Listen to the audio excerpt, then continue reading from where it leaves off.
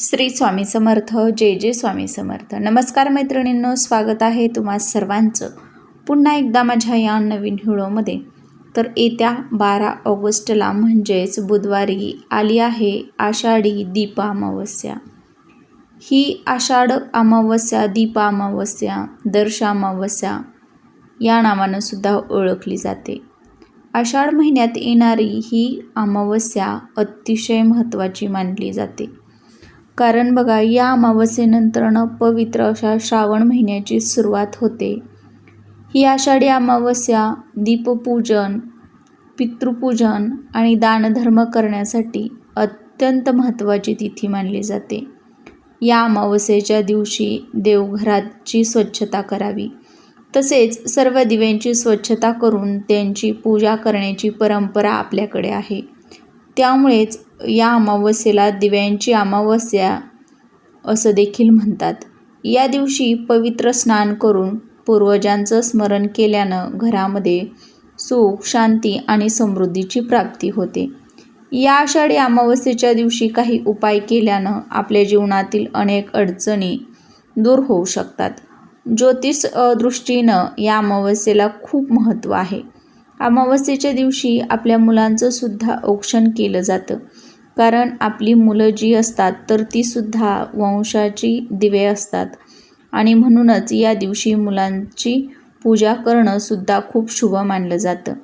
या दिवशी मुलांचं औक्षण केल्यानं बघा, त्यांची बुद्धी, ज्ञान, एकाग्रता वाढते. त्याचबरोबर मुलांच्या उत्तम आरोग्यासाठी ही खूप शुभ मानली गेली आहे. आणि म्हणूनच या अमावस्येच्या दिवशी आपल्या मुलांसाठी काही उपाय हे केले जातात. आणि म्हणूनच दीप अमावस्येच्या दिवशी बघा, आपल्या मुलांच्या प्रगतीसाठी, चांगल्या आरोग्यासाठी, उत्तम आरोग्यासाठी हा एक प्रभावी उपाय आपल्याला करायचा आहे, जो मी तुम्हाला पुढे व्हिडिओमध्ये सांगणार आहे. तर 12 ऑगस्टला बुधवारी आषाढी अमावस्येला तुम्ही काहीही नाही केलं तरीही चालेल, पण कोणत्याही परिस्थितीमध्ये आईनं मुलांसाठी इथे लावा असा एक दिवा. हा दिवा जर आपण लावला तर मुलांचं सर्व दोष, संकट, विघ्न, अडचणी दूर होतीलच, पण अभ्यासात, नोकरीत, व्यवसाय, उद्योगधंद्यात मुलांची खूप प्रगती होईल, भरभराटी होईल. मुलांना प्रत्येक क्षेत्रामध्ये यश मिळेल. त्यांना नवीन ऊर्जेची, ज्ञानाची प्राप्ती होईल. त्यांच्या अभ्यासात, व्यवसायात, नोकरीत एक सकारात्मक बदल होईल. आणि त्यामुळेच तुम्ही हा व्हिडिओ शेवटपर्यंत पाहायचा आहे. म्हणजे हा दिवा मुलांसाठी कुठे लावायचा, कसा लावायचा, कोणत्या वेळेमध्ये लावायचा आहे, याची सगळी माहिती तुम्हाला भेटेल. तर हा उपाय बघा, आपल्याला आषाढी अमावस्येच्या दिवशी करायचा आहे. तर हा उपाय संपूर्ण पाहण्यासाठी तुम्हाला हा व्हिडिओ शेवटपर्यंत पाहायचा आहे. आणि चॅनलवर नवीन आला असाल, पहिल्यांदाच भेट दिली असेल तर प्लीज चॅनलला सबस्क्राईब करायचं आहे. आणि कमेंटमध्ये श्री स्वामी समर्थ लिहायला अजिबात विसरायचं नाही. तर बघा, ही जी अमावस्या आहे तर ती धार्मिक दृष्टीनं खूप महत्त्वाची आहे. आणि या आषाढ अमावस्येचा प्रारंभ जो आहे तर तो बघा 11 ऑगस्ट वार मंगळवार रात्री 1:53 होत आहे. आणि समाप्ती ही 12 ऑगस्टला रात्री 11:06 होणार आहे. आणि धार्मिक दृष्टीनं बघा, उदयतिथी ही खूप महत्त्वाची असल्यामुळं ही अमावस्या 12 ऑगस्टला बुधवारी साजरी केली जाणार आहे. आणि याच दिवशी आपण कोणते पण अमावस्येची सेवा करतो, उपाय करतो, तर ते आपल्याला या बुधवारच्या दिवशी 12 ऑगस्टला करायचे आहेत. आणि मी जो उपाय तुम्हाला सांगणार आहे तर तो सुद्धा तुम्ही 12 ऑगस्टच्या दिवशी बुधवारी संध्याकाळी करायचा आहे. प्रदोष काळामध्ये संध्याकाळी बघा 6 नंतरनं रात्री 12 वाजेपर्यंत तुम्ही हा उपाय कधीही करू शकता. जेव्हा तुम्हाला वेळ भेटेल या वेळेमध्ये तुम्ही हा उपाय करायचा आहे संध्याकाळी. आणि जेव्हा तुम्ही हा उपाय मुलांसाठी करताना बघा, तेव्हा मुलांच्या जीवनात सकारात्मक परिणाम पाहायला मिळतो. सकारात्मक बदल आपल्या मुलांमध्ये झालेला आपल्याला पाहायला मिळतो. इतका हा उपाय प्रभावी आहे. हा उपाय केल्यानं, हा दिवा लावल्यानं त्यांच्या दिव्याच्या प्रकाशानं अंधकार दूर होऊन मुलांचे सर्व आयुष्य उजळून जाते अशी मान्यता आहे. त्याचप्रमाणे संकटाच्या अंधाराला दूर करून, सर्व संकट विघ्न दूर करून मुलांचे आयुष्य नवीन उमेद, ऊर्जेनं, शक्तीनं भरून जातं असं मानलं जातं. प्रत्येक आईवडिलांना बघा आपल्या मुलांची काळजी ही असतेच. त्याचं भविष्य उज्ज्वल व्हावं, प्रगती व्हावी असं प्रत्येक आईवडिलांना वाटत असतं. माझा मुलगा किंवा माझी मुलगी कोणत्याच क्षेत्रात मागे राहू नये, त्यांना प्रत्येक क्षेत्रात यश मिळावं, त्यांच्या जीवनातील अंधकार दूर व्हावा, त्यांच्यावरती येणारी सर्व संकट, दुःख नाहीशी व्हावीत, यासाठीच हा उपाय आईनं आपल्या मुलांसाठी करायचा आहे. दिवा हा बघा हा बुद्धीचं, ज्ञानाचं प्रतीक मानला जातो. दिव्यात अनेक प्रकारच्या सकारात्मक ऊर्जा असतात, सकारात्मक लहरी असतात आणि त्या ऊर्जा आपल्या घरातील मुलांसाठी खूप महत्त्वाच्या असतात. बघा ज्यावेळी आपण आपल्या घरामध्ये दिवा प्रज्वलित करतो देवघरामध्ये, तेव्हा घरातील वातावरण अगदी प्रसन्न, चैतन्यमय होऊन जात असतं.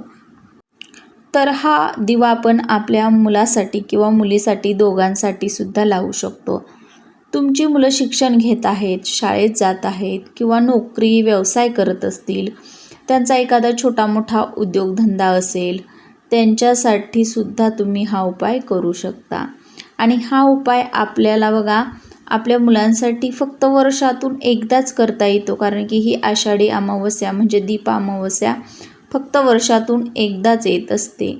आणि प्रत्येक आईनं आपल्या मुलांच्या चांगल्या उज्ज्वल भविष्यासाठी दिव्यासारखा लख्ख प्रकाशानं आपल्या मुलांचं आयुष्य उजळून जावं यासाठी करायचं आहे.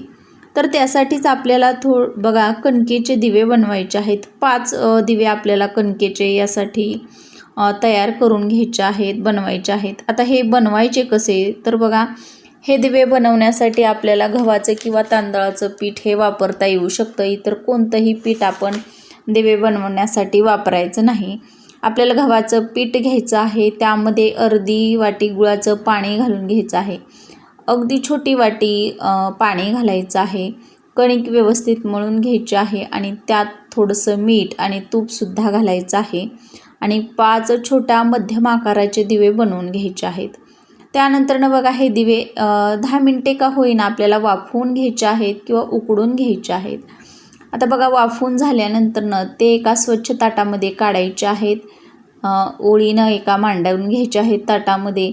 दिव्यामध्ये लांब कापसाची वात घालून घ्यायची आहे. लांबच वात घालायची आहे, फुलवात अजिबात घालायची नाही.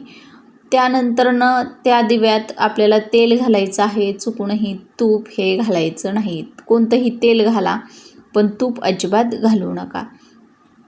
आता बघा याच दिव्याने आपल्याला आपल्या मुलांचं औक्षण करायचं आहे आणि तुपाच्या दिव्यानं मुलांचं औक्षण हे केलं जात नाही. तुपाचे दिवे हे नेहमी देवांसाठी असतात आणि म्हणूनच आपल्याला यामध्ये तूप न घालता तेल घालायचं आहे. आता हे ताट आपल्याला देवघरासमोर पाटावर ठेवायचं आहे. दिवे प्रज्वलित करायचे आहेत. देवघरातील दिवा देखील प्रज्वलित करायचा आहे. दिव्याला हळदी कुंकू, अक्षदा, त्यासोबतच एक फूल अर्पण करायचं आहे. त्यानंतर सगळ्यात अगोदर या दिव्यांनी देवघरातील सर्व देवांना ओवाळून घ्यायचं आहे. तुमच्या देवघरामध्ये बाळकृष्णाची मूर्ती असेल तर त्यांना सुरुवातीला आपल्याला ओवाळून घ्यायचं आहे. नंतरनं देवघरासमोर तिथेच एक पाट ठेवायचा आणि त्या पाटावरती आपल्या मुलांना बसवायचं आहे.